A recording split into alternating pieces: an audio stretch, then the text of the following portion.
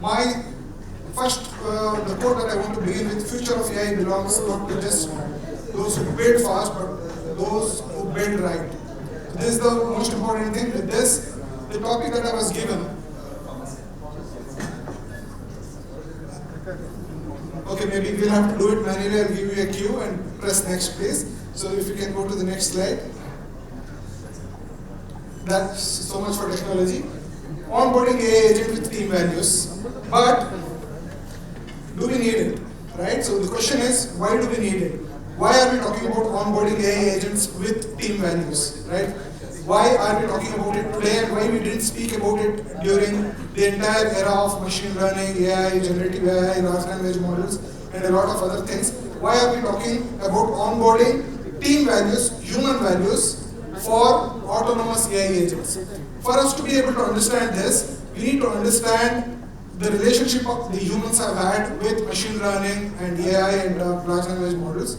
So it is not that threats never were there when we talk about machine learning. Machine learning, traditional, classical machine learning, we always had threats.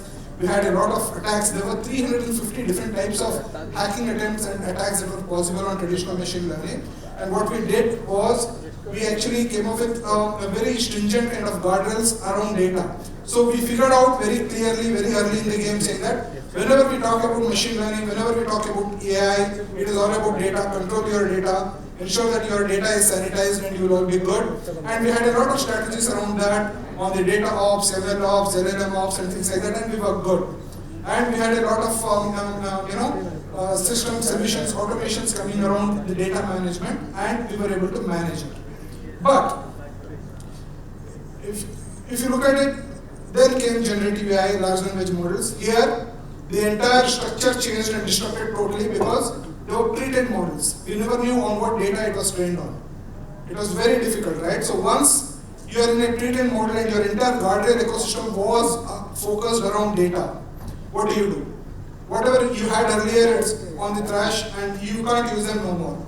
So we had to start building something which could manage large language models or generative AI. So what we did was, and here we had totally new types of attacks that were coming in that we had never heard of. Hallucination, prompt injection attack, jailbreak attack, backdoor entry attacks, and things like that. So what we did at Infosys, we had years of research, and we came up with what we call as Responsible AI Toolkit, which we have open sourced, and proud to say that the government of Karnataka has included this as part of the booster kit for all the startups working on AI. So there are lots of innovations that came in wherein we were able to protect. The way it worked was, when you talk about generative AI, ChatGPT, or large language models, you ask a query and you get a response back. Simple. As long as you control the moderation, as long as you are the man in the middle to ensure everything is happening as per our values, we are good. So we were able to do the guarding of this. But here comes generative agentic AI. In agentic AI, things changed again totally, right? It disrupted the existing ecosystem. Now, when you talk about autonomous AI agents, these agents can reason, they can plan, they can collaborate, they can decide, they can act. Now, these are very important things. These are all human attributes that I'm talking about. And imagine thousands of these agents connected to internet, exchanging data, making decisions, evolving, learning, and acting faster than we can monitor. The traditional guardrails that we had, data, of course, they can't help you. The guardrails that we had for large language models around moderation layer, they can't help you. We need to think about totally different ways in which we can onboard AI agents. I'm coming from a business house. I actually represent Infosys. So I'm not here preaching saying that you should not do it. I'm saying you should do it, but you should do it in a right way. How is what you will see in next 2-3 minutes, right? And again, in agentic AI, you will start seeing few things that were never there in the threat landscape or our security postures before, like value alignment, memory poisoning, misaligned and deceptive behaviors. These are some of the things that became new and we had to be guarded against this. So the question was, why do we need it? I hope in last 3-4 minutes I'm able to say we need it. Now we know we need it. So what is the difference? I did talk about saying that Autonomous AI agents have started giving you the behaviors very similar to humans, where we can reason, plan, collaborate, decide, and act. So how are they different from us? For this, we need to understand, how humans work and how AI agents work. When we are encountered with an uncertain situation, when we are encountered with an ambiguous situation, humans tend to rely on a shared belief system.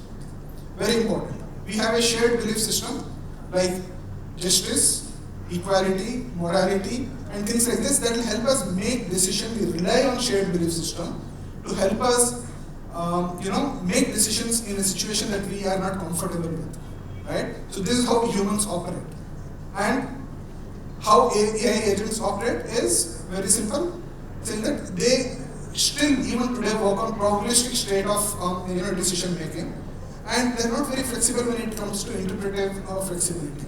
So we need to fix that. They need to imbibe these morality, the equality, the justice system into them. So this is very important. So we need to understand this. And even with limited amount of data, humans are able to make correlation and contextualize based on the history, based on the geopolitical situations, based on cultural context, and a lot of things. But AI agents are not able to do that.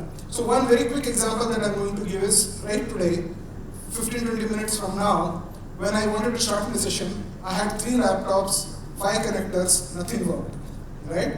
So we went backstage and Jacob, thank you so much for helping. We were able to immediately look into and see, reprogram everything based on the agenda that is there, based on only humans can do this.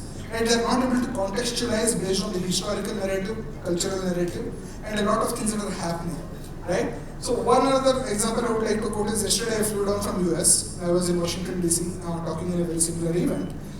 Airspaces closed down when I was mid-air, right? The Saudi closed their airspace and there are lots of airspaces closed down. The AI agents that were actually doing the logistics would have gone nuts. Excuse the language, but as a human, I knew the moment the news came to us, we had this live news channel that is there in the airplane. I knew automatically that, okay, this adds additional 1 hour of my journey time, and maybe my connection flight I need to reschedule. I immediately texted my travel agent and we were good. So this only humans can do and bring in this contextualization based on our shared belief system. So there's one thing. And how many of you in the room knows what is tragedy of commons? Any lawyers should know this.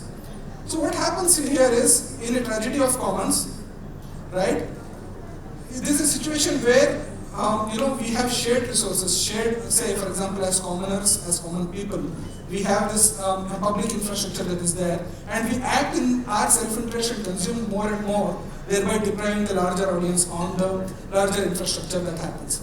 So that's exactly the same thing will happen when it comes to autonomous AI agent, because every agent is thinking about itself. Every agent wants the best and wants to make the decision, wants to get, so what happens is it starts consuming so much of memory, so much of CPU, GPU, and a lot of resources that it may even crash or it may overpower even other prioritized tasks. So this is another thing we need to control our AI agents from doing, right? And then there is dynamic value traffic. So it is so focused on the short-term goals that it may lose sight of the human values, the long-term changes that it needs to do. One example, I'll be very fast in the interest of time. One real example is there was this AI algorithm for optimizing the hospital beds, right? So it started discharging so many patients, so it brought down the occupancy to around 18%, but at what cost? So remission rates increased, readmissions increased, so it actually, the long-term goal was, it was so focused on the short-term goal that it missed the entire long-term goal. So, and there are many more things. In this example, you will see all the large language models have started, displaying the deceptive behavior. There was a case where a system card from Anthropic was released, wherein the Claude, in most of the instances, started blackmailing the humans based on the data for self-preserving. There was an instance where ChatGPT tricked a user saying that I am blind, can you solve a CAPTCHA for me on TaskRabbit, where humans typically go for task sharing. So these are some of the instances that are already happening. But what do we do then? Right? So we have certain capabilities, certain ways in which we can actually resolve this problem. One of them is RAG with ethical grounding, wherein you build a RAG with your belief system, your ethics into the system, and then you will be good. Other one is probabilistic belief state, and then human AI arbitration protocol.